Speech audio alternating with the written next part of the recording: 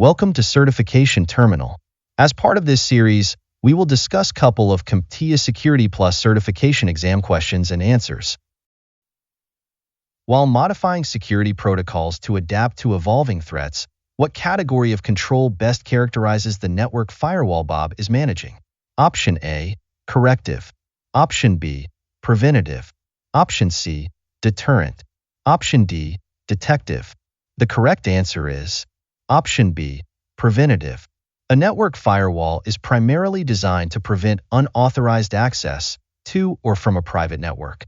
It acts as a barrier between a trusted internal network and untrusted external networks, such as the Internet. Option A, corrective, is incorrect. Corrective controls are put in place to correct or remedy issues after they have occurred. Examples include incident response procedures and system recovery plans. Modifying security protocols to adapt to evolving threats does not fall under corrective controls because it focuses on preventing potential security breaches rather than correcting them after they happen. Option C, deterrent, is incorrect. Deterrent controls are intended to discourage individuals from violating security policies by showing them the consequences of their actions. Examples include warning banners and security awareness training. While a network firewall might act as a deterrent by dissuading potential attackers from attempting to breach the network, its primary function is to prevent unauthorized access rather than deterrence. Option D, detective, is incorrect. Detective controls are used to identify and detect security incidents after they have occurred. Examples include intrusion detection systems and security information and event management systems. Although a network firewall may log and report suspicious activities, its main purpose is not detection but prevention of unauthorized access. Next question. What is the most suitable access control model for Bob to implement on the server, considering the requirement that users of lower privilege levels should not have access to files or data of higher privilege levels? Option A, discretionary access control. Option B, mandatory access control. Option C, security assertion markup language. Option D, role-based access control. The correct answer is Option B, mandatory access control. MAC, mandatory access control, is the most suitable access control model for this scenario because it provides a hierarchical access control mechanism where access to files or data is based on security labels assigned to both users and resources. In MAC, access decisions are made by a central authority based on predefined security policies, and users at lower privilege levels are prevented from accessing files or data at higher privilege levels unless explicitly authorized. Option A, DAC, discretionary access control, is incorrect. DAC is a model where access to resources is based on the discretion of the resource owner. In DAC, users have control over the access permissions they grant to other users. However, DAC does not inherently prevent users of lower privilege levels from accessing files or data of higher privilege levels if the resource owner grants them permission to do so. Option C, SAML, security assertion markup language, is incorrect. SAML is not an access control model, but rather a standard for exchanging authentication and authorization data between security domains, typically in the context of web-based single sign-on systems. It is not directly related to setting up access control for a server based on privilege levels. Option D, RBAC, role-based access control, is incorrect. RBAC is a model where access permissions are assigned based on roles assigned to individual users. While RBAC provides a mechanism for organizing and managing access based on roles, it does not inherently enforce restrictions based on privilege levels as described in the scenario. Users at lower privilege levels could potentially be assigned roles that grant them access to files or data at higher privilege levels, depending on how roles are configured. Next question. What principle of social engineering is the natural gas utility seeking to utilize by sending messages similar to the one provided to encourage customers to reduce their energy consumption? Option A, consensus. Option B, familiarity. Option C, intimidation. Option D, authority. The correct answer is Option A, consensus.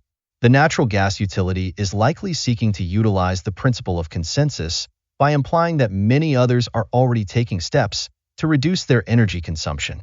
This can create social pressure or a sense of conformity where individuals feel compelled to follow suit, to align with perceived societal norms or expectations.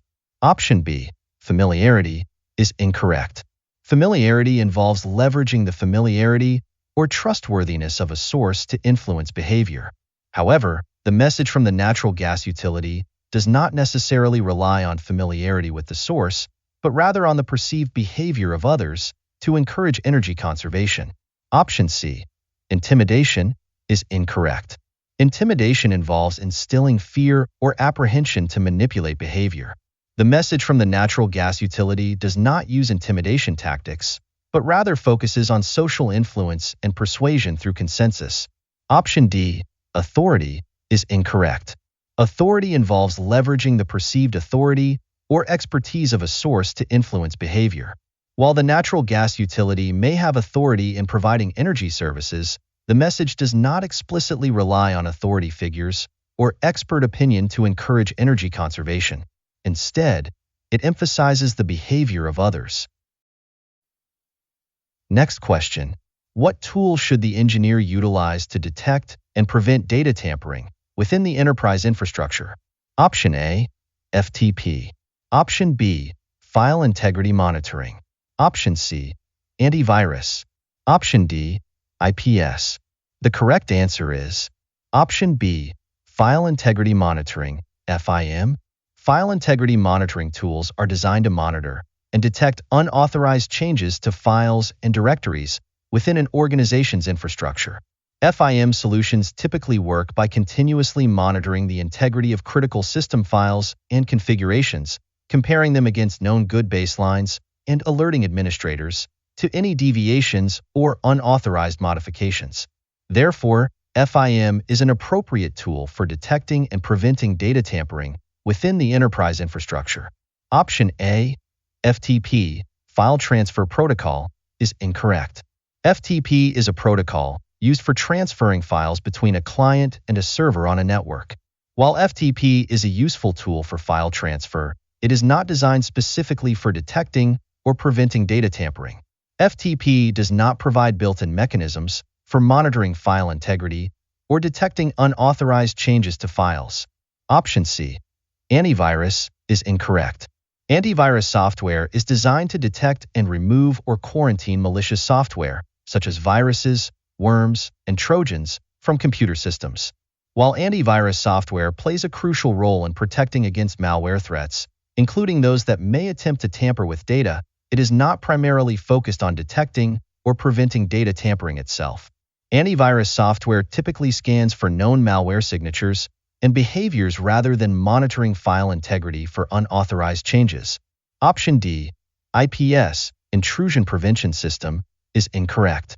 An intrusion prevention system is a security appliance or software application that monitors network traffic for signs of malicious activity or policy violations and takes action to block or prevent such activity. While an IPS can help protect against various types of network-based attacks, including attempts to tamper with data in transit, it is not specifically designed for detecting or preventing data tampering within the enterprise infrastructure. IPS solutions primarily focus on network security and intrusion detection rather than file integrity monitoring. Next question. Which activity should Amanda allow to proceed without restriction as she gets ready for a change window? Option A, scaling clustered systems up or down. Option B, patching. Option C, changing host names. Option D, modifying database configurations. The correct answer is Option A, scaling clustered systems up or down. Scaling clustered systems involves adjusting the resources allocated to a cluster of servers based on demand. Allowing scaling activities to proceed without restriction during a change window can be essential for maintaining system performance and availability, especially if there are fluctuating demands on the system.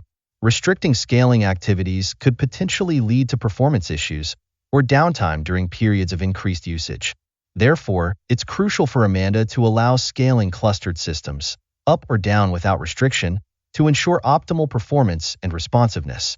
Option B, patching, is incorrect.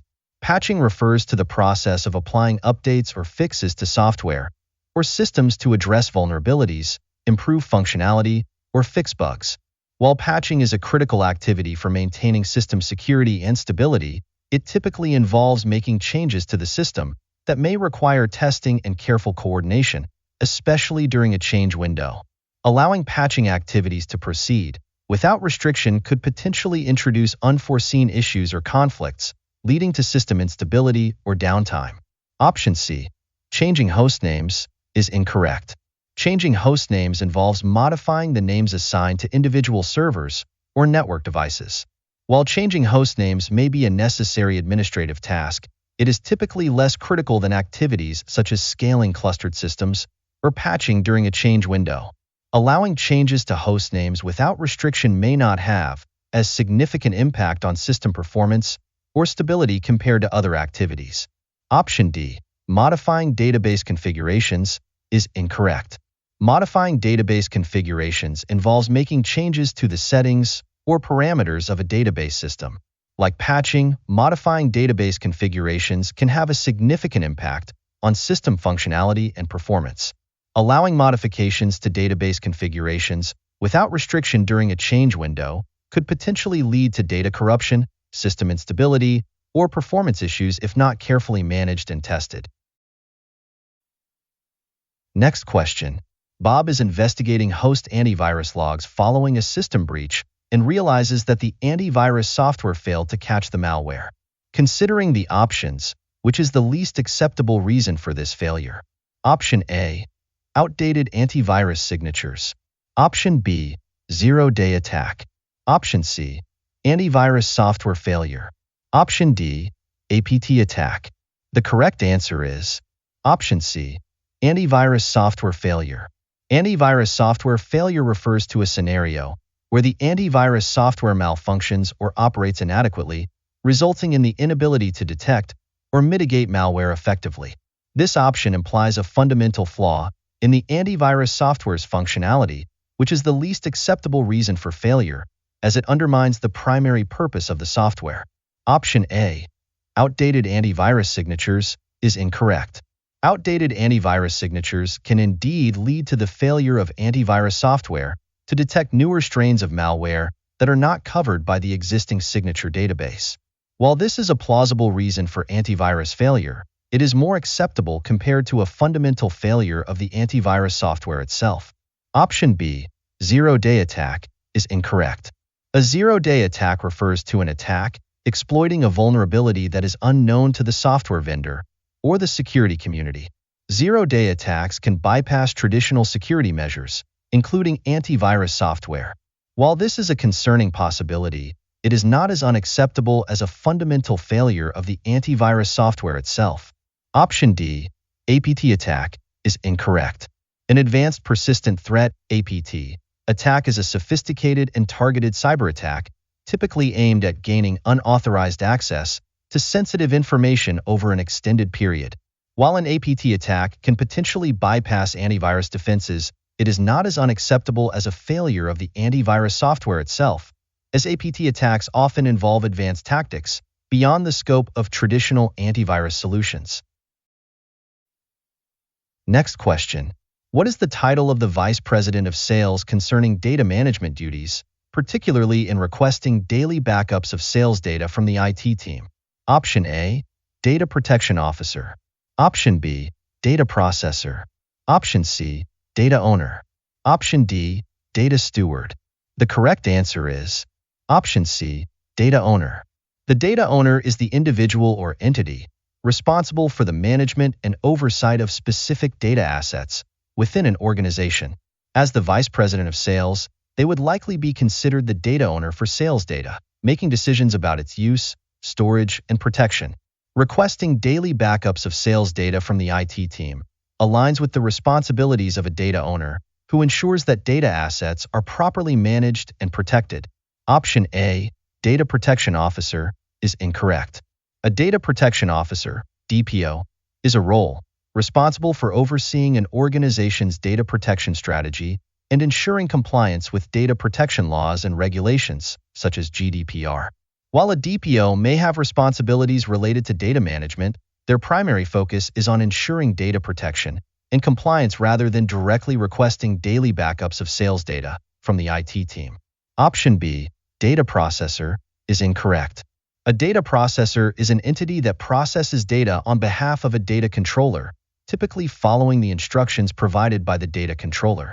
Data processors include service providers or vendors that handle data processing tasks, but do not have ownership or ultimate responsibility for the data.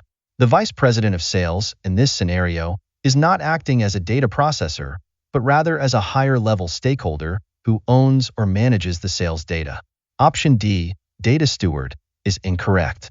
A data steward is a role responsible for managing and maintaining specific data sets or data domains within an organization, ensuring data quality, integrity, and compliance with policies and regulations. While data stewards play a crucial role in data management, they typically focus on specific data domains, rather than having overarching responsibility for all data within an organization. The vice president of sales, in this scenario, is more appropriately described as the data owner, who holds ultimate responsibility for sales data. Next question. What is the primary objective of utilizing the tracert or traceroute command in network operations? Option A, to detect and display the network path to a destination. Option B, to establish secure connections with remote hosts. Option C, to identify network switches and routers. Option D, to reveal the IP address of the user's device.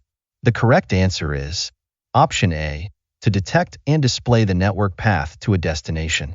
The primary objective of the tracert or traceroute command is to trace the route taken by packets from the user's device to a specified destination, such as a host or a website over the internet. It displays a list of all the routers through which the packets travel, along with the round-trip times for each hop.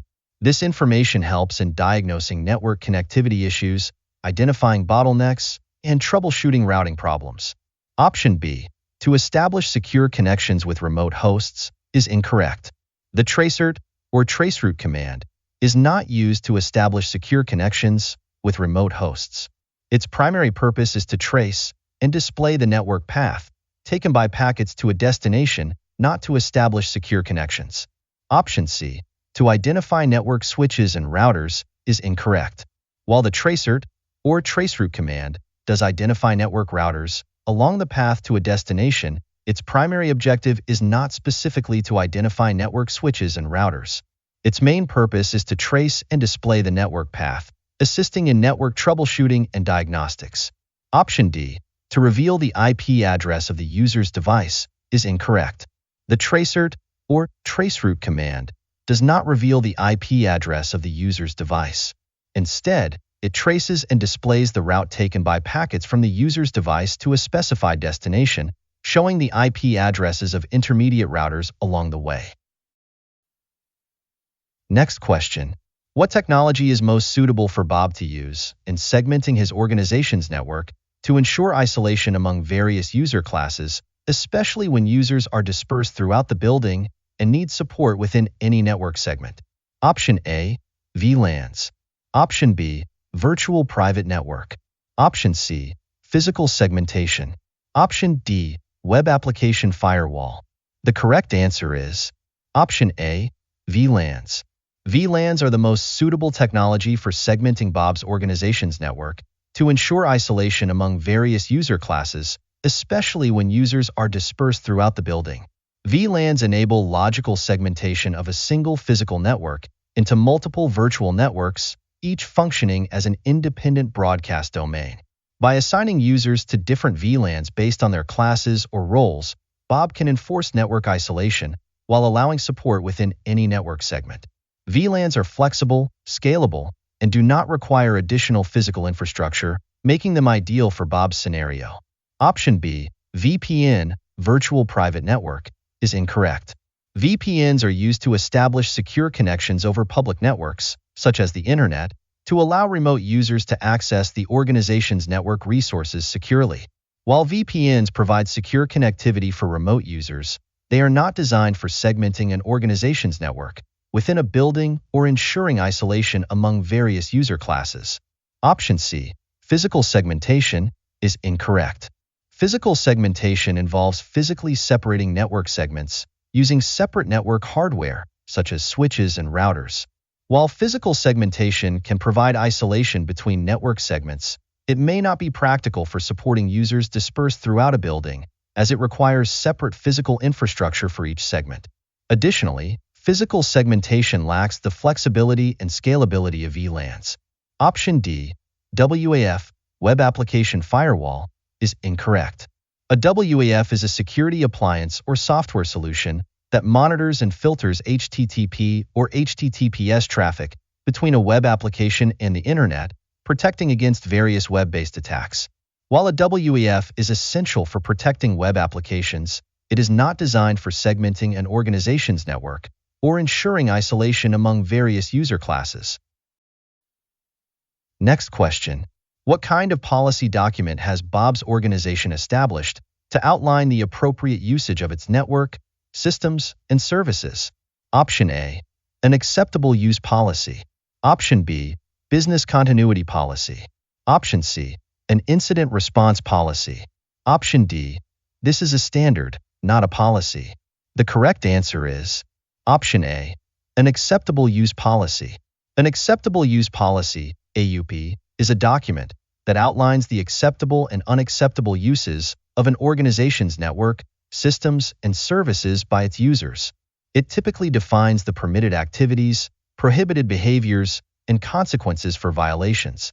Since Bob's organization has established a document to describe the appropriate usage of its network, systems, and services, it aligns with the purpose of an acceptable use policy. Option B, business continuity policy, is incorrect. A business continuity policy focuses on ensuring that an organization can continue its critical operations and services during and after a disruption or disaster. While important for maintaining business resilience, a business continuity policy does not specifically address the appropriate usage of network, systems, and services by users, making it incorrect in this context. Option C, an incident response policy, is incorrect. An incident response policy outlines the procedures and protocols for responding to and managing cybersecurity incidents and breaches within an organization.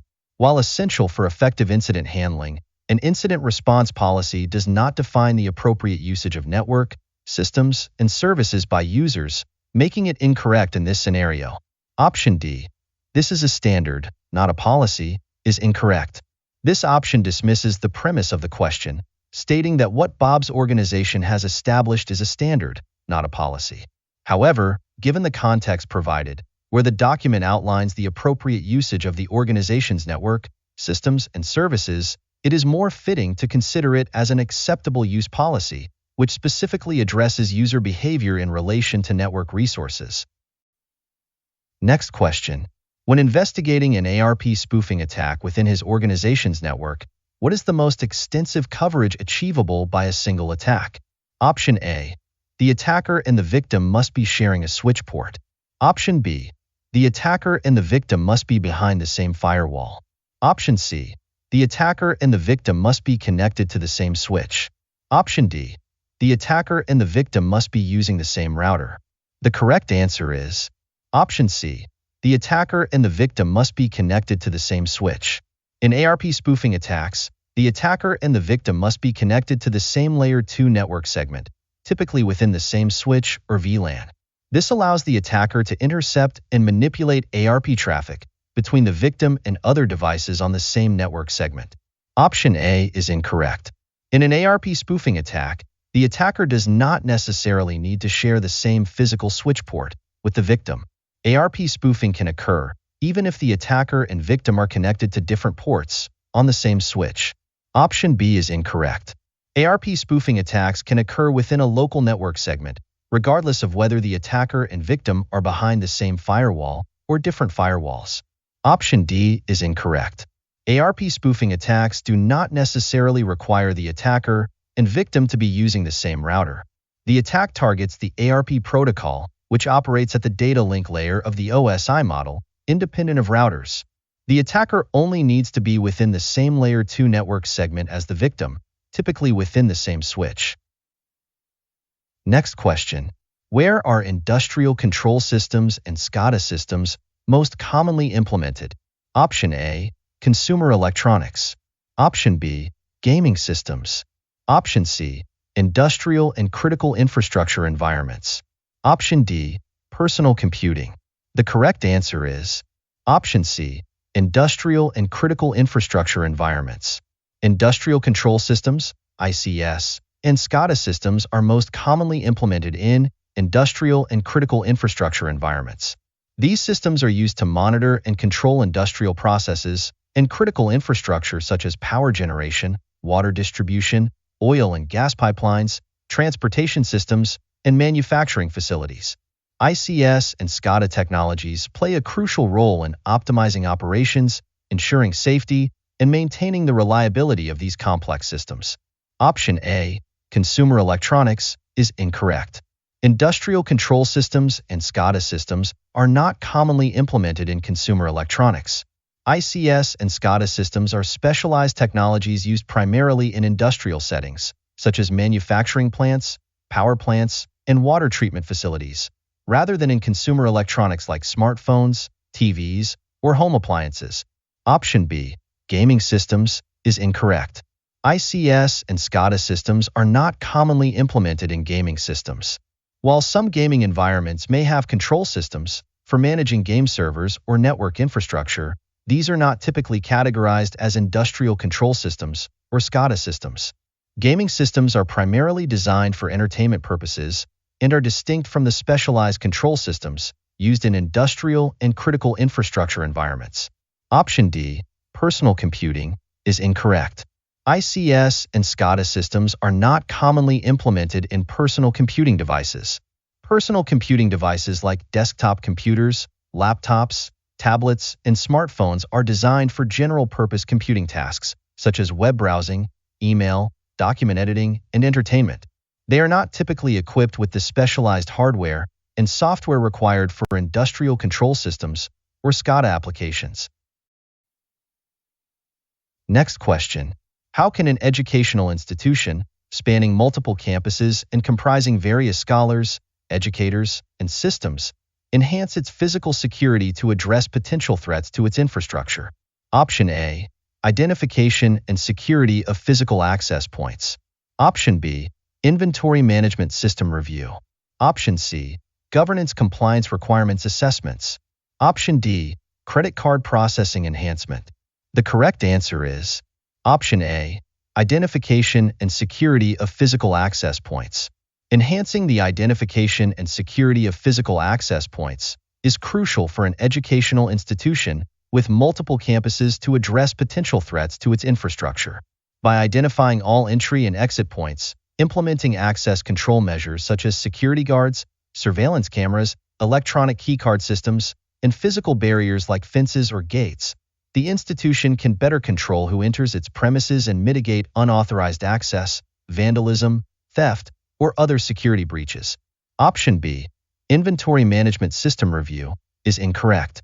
While an inventory management system review may be important for tracking and managing assets within the educational institution, it is not directly related to enhancing physical security to address potential threats to its infrastructure.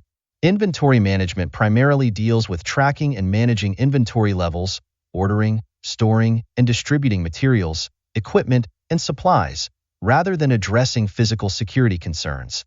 Option C, governance compliance requirements assessments, is incorrect.